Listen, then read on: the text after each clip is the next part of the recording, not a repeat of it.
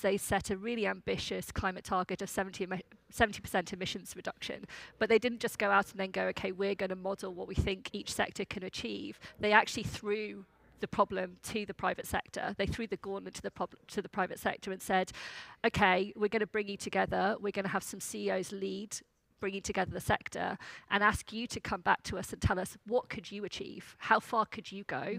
And what is it that you would need from government in order to achieve that? And also, what investment could be unlocked? You know, what else would be needed to enable that?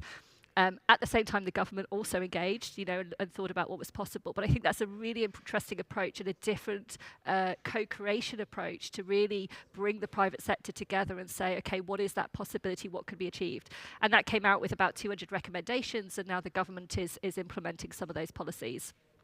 We've also got a program called the Zero Emissions Vehicles Emerging Markets Initiative, which is working with a number of different countries who want to scale electric vehicle freight corridors. So in India, for instance, India was wanting to scale freight vehicles, but was facing challenges in terms of putting some of the policy instruments in place because there wasn't that sense of ambition and support from the wider landscape.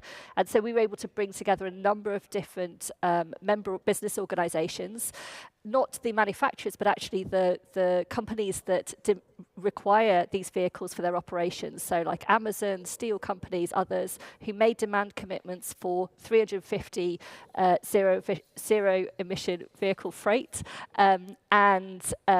You know, they said that they could put those in place if they had the policy enabling environment to deliver on that. And also brought in the finance aspect as well to enable this. And what this has helped to unlock is about $350 million of investment. You know, that's the starting point for a green corridor, but now that's being scaled in India and also in other countries.